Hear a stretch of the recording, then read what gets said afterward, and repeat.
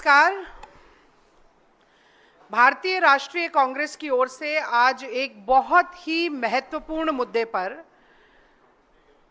मैं प्रेस के सभी साथियों को संबोधित करूंगी। आप सभी लोग इस प्रेस वार्ता में आए, आपका अभिनंदन है, स्वागत है, इस्तकबाल है।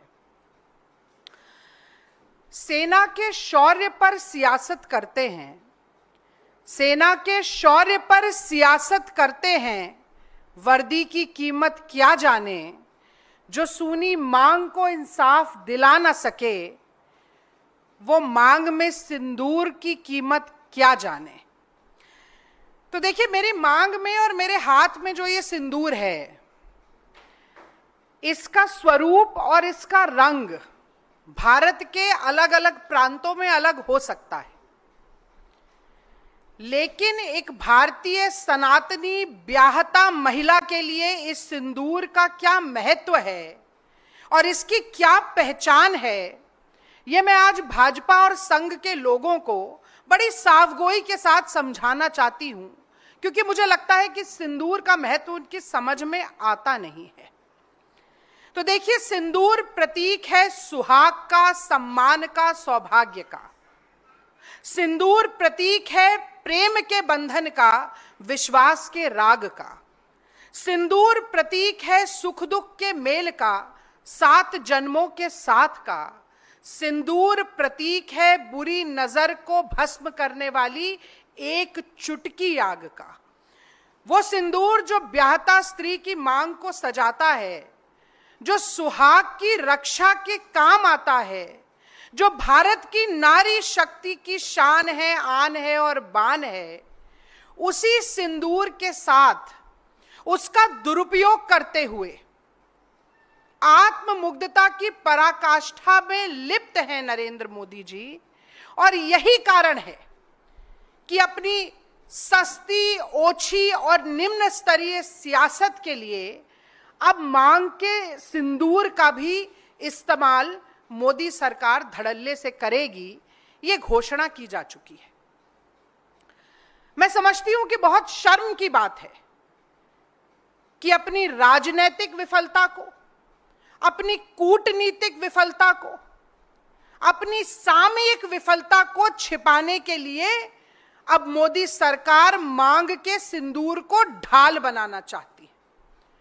और मैं जानना चाहती हूं कि सेना के पराक्रम का श्रेय, सेना की बहादुरी का श्रेय, सेना की वीरता का श्रेय बटोरने के लिए आखिरकार मोदी सरकार किस हद तक नीचे गिरेगी। ये विजुअल्स आप चलाइएगा जरा।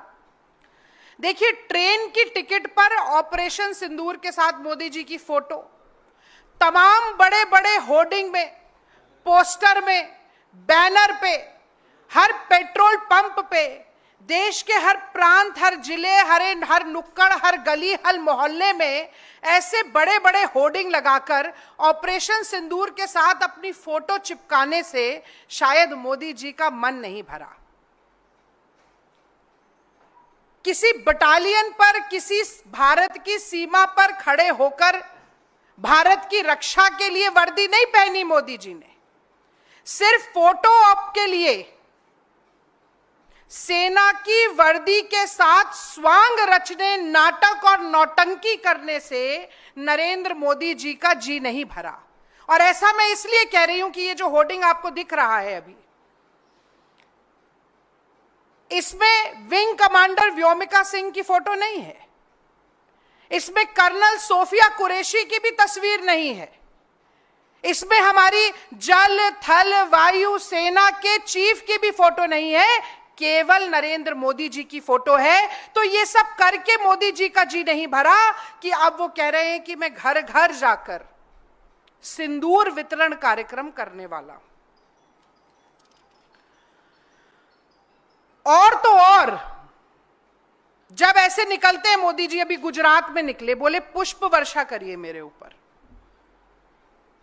जब निकल रहे हैं हाथ हिलाते हुए श्रेय बटोरने के लिए, कोई सेना का जवान उनके साथ नहीं खड़ा है जिसके लिए तालियां बज रही हो। जो नाम मैंने लिए उनमें से एक व्यक्ति उनके साथ नहीं खड़ा है जिसके लिए पुष्प वर्षा हो रही हो। बल्कि गुजरात में स्थानीय जिले का कलेक्टर जाता है, बात करता है सोफिया कुरैशी के परिवार से और उस जाबाज बेटी के परिवार को कहता है कि आप भी खड़े हो जाइए लाइन में और मोदी जी के ऊपर पुष्प वर्षा कीजिए, पुष्प वर्षा। इससे ज्यादा शर्मसार होने की बात कोई नहीं हो सकती। और सियासत किस तरह की है कि सिंदूर बटेगा और किस दिन से शुरू होगा? कोई एयरफोर्स डे से शुरू नहीं कर रहे हैं, या मानेकशॉ जी का इतना नाम आजकल याद आ रहा है भारतीय जनता पार्टी को, उनके जन्म दिवस से शुरू नहीं कर रहे हैं। शुरू करेंगे 9 जून से, जिस दिन नरेंद्र मोदी जी ने तीसरी बार प्रधानमंत्री पद की शपथ ली थी। इससे ज्यादा सिंदूर की ऊपर राजनीति का घटिया और बेहुदा उदाहरण आपको नहीं मिल सकता। लेकिन मैं कहती हूं कि मोदी जी, फिर भी अगर आप सिंदूर बांटना चाहते हैं जाके घर घर, तो मेरे 3 सवाल हैं जिनका जवाब आपको, भारतीय जनता पार्टी और संघ के कार्यकर्ताओं और नेताओं को, इस देश की महिलाओं को, बेटियों को जरूर देना चाहिए। और पहला सवाल यह है कि पराये आदमियों द्वारा दिया गया यह सरकारी सिंदूर, पराये आदमियों द्वारा दिया गया यह सरकारी सिंदूर किसके काम आएगा और किस लिए काम आएगा? तो जो हिंदू धर्म के स्वघोषित ठेकेदार हैं, संघी और भाजपाई, क्या वो नहीं जानते हैं कि भारत में हिंदू सनातनी ब्याहता महिला जो है, उसे बिछिया, मंगलसूत्र और सिंदूर ससुराल से मिलता है। उसके गले में मंगलसूत्र और उसकी मांग में सिंदूर उसका पति सजाता है, या फिर सिंदूर मिलता है शक्तिपीठ से, मंदिर से, सौभाग्य के आशीर्वाद के रूप में। तो ये जब आपके कार्यकर्ता डिब्बियों और पैकेट में सिंदूर पहुंचाएंगे, और लिख कर रख लीजिए कि जिस डिब्बी में, जिस पैकेट में सिंदूर जाएगा उसके ऊपर भी मोदी जी की फोटो छपी होगी, क्योंकि कोविड की वैक्सीनेशन सर्टिफिकेट पर जिस व्यक्ति ने अपनी फोटो छाप दी हो, वो क्या ऐसी जब सिंदूर बांटेगा तब अपनी फोटो नहीं छापेगा? ये छपास ही है जिसके कारण ये राजनीतिकरण हो रहा है। मैं तो समझती थी कि पसीना मलकर चेहरा चमकाते हैं, अब सिंदूर और वर्दी पर सियासत करके चेहरा चमका रहे हैं। तो जब वो पराया मर्द मोदी जी की फोटो पे छपा हुआ पैकेट सिंदूर का ले जाएगा, तो वो किसी ब्याहता महिला के काम नहीं आएगा, वो काम आएगा मोदी जी के, वो काम आएगा मोदी जी के प्रचार के, और वो काम आएगा मोदी जी की सस्ती और ओछी सियासत के, राजनीति के, पॉलिटिसाइजेशन के। अब मैं दूसरा सवाल पूछती हूं। मैं ये भी जानना चाहती हूं कि किस मुंह से भाजपा और संघ के नेता कार्यकर्ता जाएंगे और ये सिंदूर बांटेंगे, जब पहलगांव के शहीदों की विधवाओं की सूनी मांग चीख चीख कर पूछ रही है कि उन दुर्दांत आतंकवादियों को कब पकड़ा जाएगा? मोदी जी, उन्हें जमीन निगल गई कि आसमान खा गया? उन विधवाओं को इंसाफ कब मिलेगा? ये देश की महिलाएं आपसे पूछेंगी जब आप वो सिंदूर का पैकेट और डब्बा लेकर जाएंगे।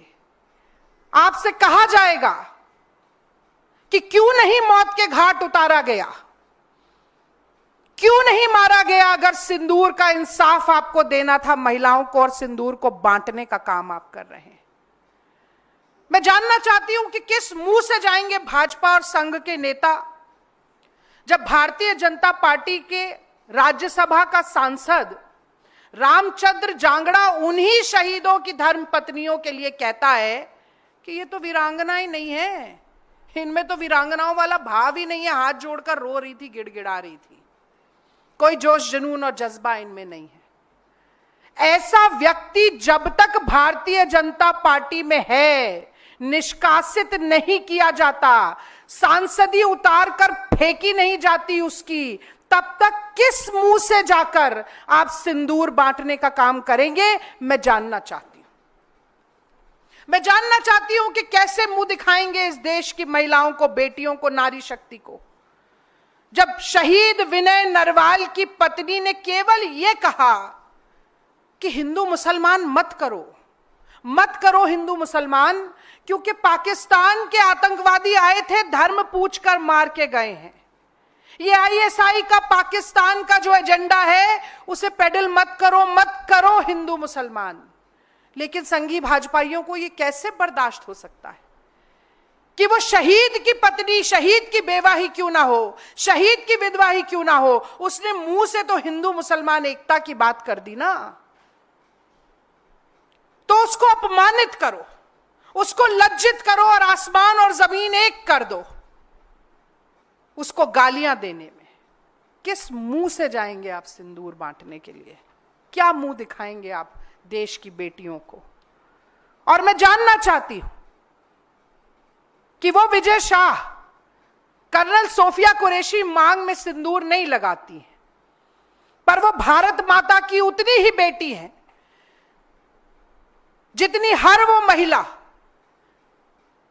जो देशभक्ति में अपना सब कुछ न्यौछावर करना चाहती है।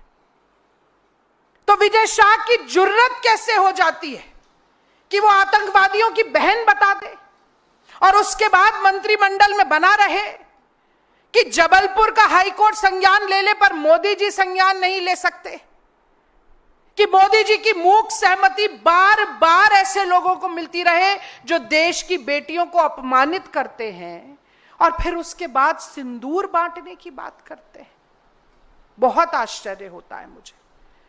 और जब तक ये सारे नाम मैंने आपको गिनाए, मैं विक्रम मिश्री जी का भी उदाहरण दे सकती हूं। सीज फायर का निर्णय सरकार का था ट्रंप और ट्रेड के दबाव में, पर घोषणा उन्होंने क्या कर दी? अंधभक्तों की टोली लग गई उनके पीछे, और उनके पीछे तो लगी, उनकी बेटी का क्या कसूर था कि उसके बारे में इतनी अनर्गल बातें कही गई? अंतहीन है ये फहरिस्त।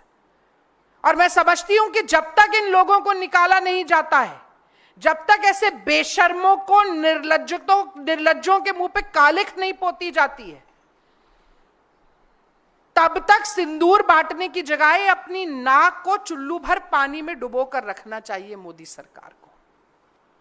और तीसरा सवाल मैं पूछना चाहती हूं, जो ऑपरेशन सिंदूर से थोड़ा इतर है, क्योंकि मुझे लगता है कि ऑपरेशन सिंदूर की सफलता का गुणगान पूरा देश कर रहा है, देश का हर नागरिक कर रहा है। हिंदू, मुस्लिम, सिख, ईसाई, जैन, पारसी, हर संप्रदाय, हर प्रांत, हर जाति, हर भाषा का व्यक्ति कर रहा है। पर मोदी जी इससे संतुष्ट नहीं है, क्योंकि उन्हें सेना का गुणगान नहीं चाहिए, उन्हें अपना गुणगान चाहिए। उनको संतुष्टि तब मिलेगी जब महिमा मंडन उनका हो, सेना का नहीं। और इसीलिए यह सारी कवायद चल रही है। पर मैं ऑपरेशन सिंदूर से इतर भी पूछना चाहती हूं कि वो 200 लोग नोटबंदी के दौरान जो अपना ही पैसा अपने ही बैंक से निकालते हुए मर गए, उनकी विधवाओं के सिंदूर की गवाही कौन देगा? कोविड के दौरान मरघटों पे जो 24 घंटे लाश जलती थी, गंगा जी का पाट जिन लाशों से पट गया, उनकी विधवाओं की उजड़ी मांग की गवाही कौन देगा? वो 700 किसान मोदी जी, 3 काले कानून के कारण जिनकी शहीदी हो गई, उनकी पत्नियां भी बैठी हैं अपनी सूनी मांग लिए हुए, उनके घर जाएंगे आप सिंदूर लेकर? और मैं जानना चाहती हूं कि 154 किसान और दिहाड़ी के मजदूर रोज इस देश में आत्महत्या कर रहे हैं, रोज। उनकी पत्नियों की जो मांग सुनी हो रही है, उसके बारे में तो कोई बात नहीं करेगा मोदी जी। 12,000 लोग बेरोजगारी और आर्थिक तंगी के कारण साल भर में आत्महत्या कर लेते हैं देश में। उनकी पत्नियां भी विधवा होती हैं, उनके घर जाएंगे आप सिंदूर लेकर?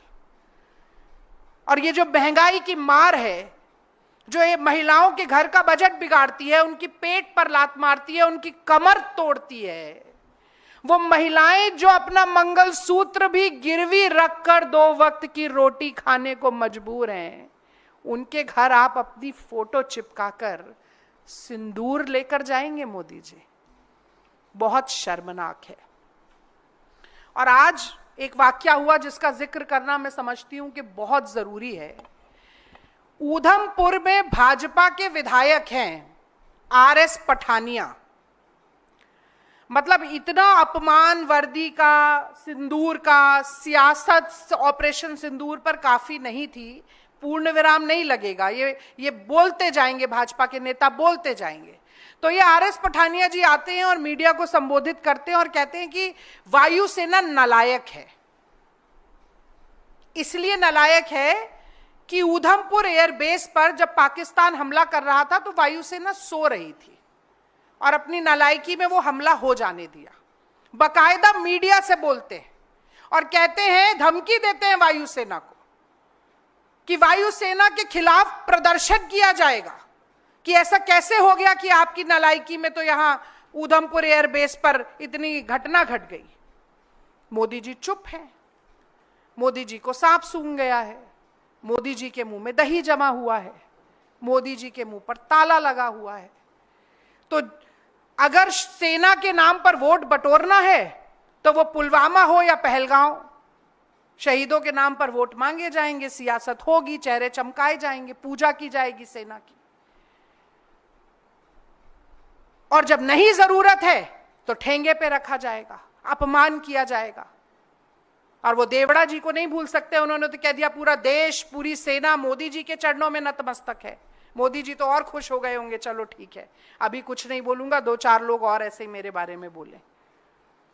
बहुत गंभीर मुद्दा है ये, और इसीलिए मीडिया के साथी तो दिखाएंगे ही। मैं मुखातिब होना चाहती हूं इस देश की महिलाओं से, अपनी बहनों से, माओं से, नारी शक्ति से, और मैं कहना चाहती हूं कि भारतीय जनता पार्टी और संघ के कार्यकर्ता मोदी जी के नुमाइंदे जब आपके घर में आए वो मोदी जी की फोटो लगा हुआ सिंदूर देने के लिए, तो आप जरूर पूछिएगा उनसे कि किसकी चूक के कारण पहलगांव में इतनी महिलाओं की मांग सूनी हुई।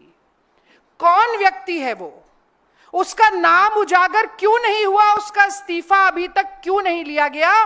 पहले ये बताइए मोदी जी।